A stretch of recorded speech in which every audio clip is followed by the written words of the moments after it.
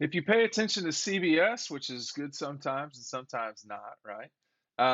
They are saying that Georgia's going to play two of the seven mystery teams that are in college football in 2022. Now, this is actually a sort of thoughtful argument, and there's been a lot of movement, obviously, with I almost said Lane Kiffin, with Lincoln Riley over to USC.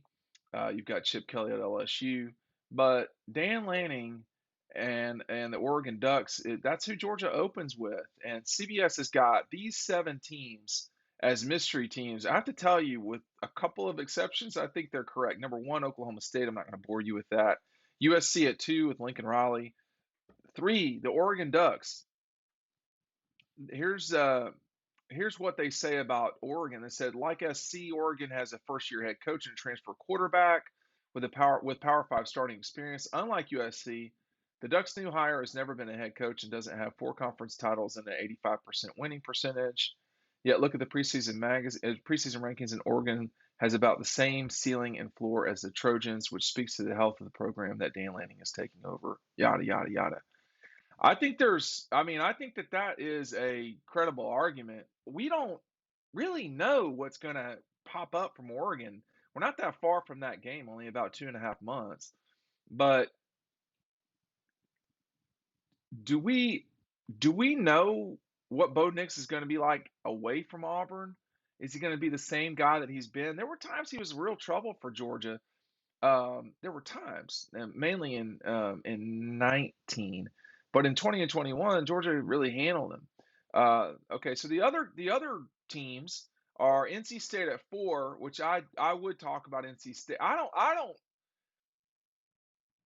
I see plenty of people picking them to beat Clemson out for that division, and I'll believe it when I see it. I mean, they beat Clemson last year and didn't win the division, so we'll just see. Um, I mean, this is what they say about NC State, which I know no one cares about. I'm going to read it anyway. There's a sound argument for the best case scenario unfolding in Raleigh this fall. It's one in which quarterback Devin Leary continues to add upward career trajectory, and the defense against yada yada yada. Such a season, especially with a favorable non-conference schedule, should have the Wolfpack near double-digit wins and flirting with the program's first top 10 finish. I mean, look, they got to beat Clemson, and they got to go on a road to do that this year. We'll see. I mean, Clemson's not what they've been in the past, but I am skeptical that NC State, of all teams, can string it together completely. Cincinnati is at five, which I do think is a good question in terms of mystery. Ole Miss is at seven, and our friends Tennessee are at six, saying that one of the most prolific offenses in program history returns his starting quarterback, Hendon Hooker, one of the top receivers, Cedric Tillman, its leading rusher, and nearly entire offensive line. The expectation is that we will once again see Josh Heupel's balls put up points, but in 2021, all those points still only resulted in a 7-win season. I think that's a very good point. So can the defense level up with losses to key contributors? Some clearly believe so, penciling the ball in. It falls in as fourth among SEC teams in preseason rankings, somewhere between 15th and 20th nationally. Others foresee something a little closer to last season, placing the balls on the very edge or just outside the top 25. That's a position the fan base is fairly used to, as the team started both the 2020 and 2017 season at number 25 in the polls. The hope for the fans is a different result, as both those seasons included falling out of the top 25. Well, the difference then is versus now is they have a capable coach at Tennessee, and they don't have Jeremy Pruitt. I don't know what Jeremy Pruitt was doing in Knoxville, but it was not productive. That's for sure. So I think Tennessee's one to watch. I think the problem for the Vols is, as usual, they got to go to Athens, and that's not exclusively their problem. But they go to Athens. They got to play the Gators, and of course they play Alabama. That game is at Neyland. They also got to play LSU. So this schedule for Tennessee at Pitt, Florida at home, at LSU, Bama the next week at home, and then you got back-to-backs with Kentucky and Georgia. So Kentucky at Neyland, and then at Athens, at Georgia. It's a tough schedule, and like nobody feels sorry for anybody in the league. Nobody feels sorry for Tennessee, that's for sure. Pick up Dawgstruction today. I am running out of these. Make sure you get them now so that I can get them out to you before I have to order more books. It's 80 page. It's got 4 pages on last year's Georgia Tennessee game. I got a great picture of James Cook running into the end zone in a part of that game that just straight up ended the game. Well, the game was more in the middle of the season than I thought. I just remember how cold it was. There's the image I was talking about, and of course I talk about it and diagram it on the next page. Cook goes off. Kirby, James Cook wants to win bad. He doesn't care what it takes. He'll do anything you ask. Kirby seems to enjoy winning against the Vols. I don't know if that dates back to his time in Athens. When you pick up Dawgstruction, you get our 2022 preview for free. It's included in the shipping. It's in the packaging. Just got a note from someone in Hawaii who really was having fun reading the book. Make sure you're picking it up. If you're in Athens, which I know the bulk of my audience is not, but if you are, go to Red Zone on Clayton Street, 1 block north of the Arch. Pick that up there. Mindy and Scott will be happy to see you, and they're great. They're really a cool store on Clayton Street. So I am curious what the future holds for these teams. I mean, Mississippi is on this list as well. I think this is a good list. Sometimes you get some sort of Fantasyland stuff from CBS, but in this case, you don't. All of these teams are going to be decent teams, or they're set up that way. I will admit I do not know enough about Oklahoma State to really say USC could be in the playoff. I mean, if they play right or well, and there's no real answer from the ACC, you certainly could see USC in the playoff or Oregon.